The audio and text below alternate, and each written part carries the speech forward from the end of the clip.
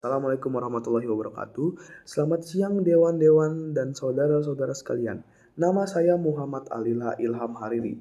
Pada siang ini, saya akan menjadi tim kontra atas mosi. Dewan ini mempercayai bahwa dinasti dinasti politik membawa lebih banyak dampak buruk dibandingkan dampak baik pada demokrasi. Saya sebagai tim kontra dengan berat hati harus menolak mosi tersebut. Dikarenakan jika kita melihat fakta dan kenyataannya, mosi tersebut tidak memiliki data atau fakta yang konkret. Menurut saya, mosi tersebut terlalu memberatkan beban kepada dinasti politik. Kita juga harus mempertimbangkan bahwa demokrasi berarti pihak rakyat sendiri yang memilih pemimpinnya sendiri, yang berarti rakyatlah yang memilih. Jadi dari sini kita harusnya sudah tahu kalau rakyat ini sudah memiliki keputusan, dan rakyat sendiri ini seharusnya sudah menganalisis dan sudah mempertimbangkan keputusannya sendiri. Karena menurut hukum, bahwa pemilihan suara hanya dapat dilakukan oleh orang-orang yang sudah cukup umur. Dalam mata hukum, orang-orang yang sudah memiliki cukup umur tersebut sudah memiliki pemikiran yang matang. Jadi seharusnya mereka sudah mempertimbangkan dan sudah menganalisis pilihan mereka sendiri. Akan tetapi pada akhirnya mereka menyalahkan pemerintah atas keputusan mereka sendiri. Contoh yang Anda berikan, di mana mantan Presiden Filipina sebagai ayah dan bernama Duterte mendorong anaknya untuk menjadi lembaga eksekutif. Anda menganggap bahwa hal tersebut adalah keputusan yang merugikan. Menurut saya, hal ini adalah hal yang sangat terdengar egois.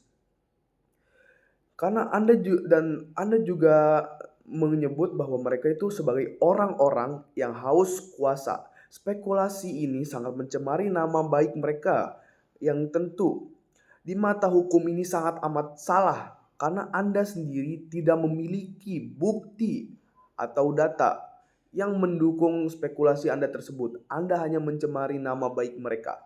Jika jika Anda berpikir lebih jauh lagi, seharusnya Anda sudah tahu kalau rakyat ini memilih pemimpin mereka. Dan jika Anda membawa konteks rakyat sangat dirugikan, maka Anda terdengar sangat amat bias. Dan bias Anda terhadap rakyat terdengar sangat amat jelas. Bahkan menurut saya terlalu jelas. Terlalu jelas bahwa Anda ingin menggulingkan pemerintahan. Tidak hanya sampai di situ, Anda juga sangat amat terdengar membantah hukum. Dan jelas Anda terdengar ingin menang sendiri. Anda pada video yang Anda buat menyebutkan bahwa demokrasi mati karena pemerintahan yang tidak konsisten. Menurut saya itu merupakan hal yang sangat amat leceh, sepele, karena Anda hanya menyalahkan pemerintah, namun Anda tidak melihat sisi yang Anda bela. Karena terdengar bahwa Anda tidak melihat rakyat yang seharusnya Anda bela. Anda tidak melihat sisi dari mereka. Contohnya saja regulasi yang dibuat oleh pemerintah untuk mengurangi kerusuhan atau bahkan menghindari suatu hal yang tidak ingin terjadi. Contohnya saja regulasi pemerintah untuk melarang adanya sound horeg yang belakangan ini sedang viral di sosial media. Itu saja dibantah oleh warganya sendiri. Padahal jelas fenomena tersebut itu merugikan diri mereka sendiri. Karena kalau kita lihat berita, banyak korban yang menjadi tuli atau bahkan banyak orang yang nyawanya terenggut karena fenomena tersebut.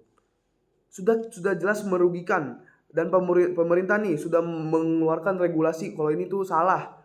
Rakyatnya sendiri saja tidak mau, padahal pemerintah jelas-jelas ingin menyelamatkan mereka. Bisa kita simpulkan kalau sumber daya manusia di Indonesia ini sangat amat rendah, sangat amat tidak pantas, tidak layak. Yang mereka tahu cuma menyalahkan pemerintah, padahal mereka tidak bercermin.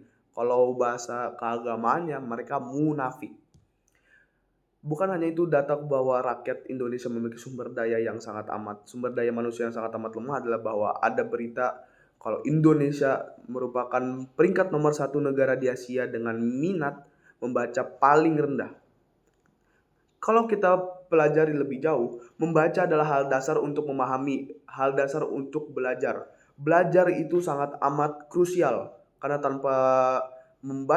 tanpa kemampuan membaca kita tidak bisa menghitung. Mudahnya dari situ.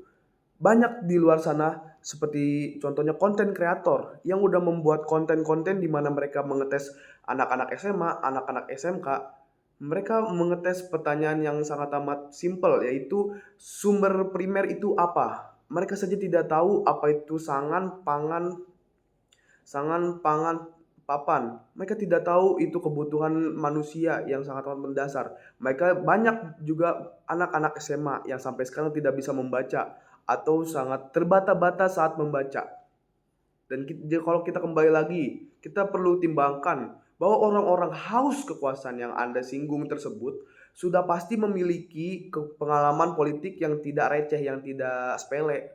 Karena kalau Anda katakan mereka itu kan dulu memiliki orang tua yang pernah terjun dalam dunia politik, seharusnya mereka bisa kita simpulkan mereka tahu apa yang akan mereka lakukan. Kenapa? Karena mereka sudah mempunyai bimbingan dari kecil. Dari kecil sampai besar mereka sudah terbiasa atas politik tersebut. Mereka tahu apa yang akan mereka lakukan. Simpelnya jika contohnya kita memiliki dokter dan pasien yang sakit, sebagai dokter kita hanya menyediakan obat dan sisanya ada kepada pasien. Apakah pasien itu ingin dirinya disembuhkan atau tidak. Jadi harapan saya, semoga saja ke depannya kita kita mendapatkan rakyat tersadar bahwa kesalahan mereka ditanggung mereka sendiri, bukan hanya kepada pemerintahan.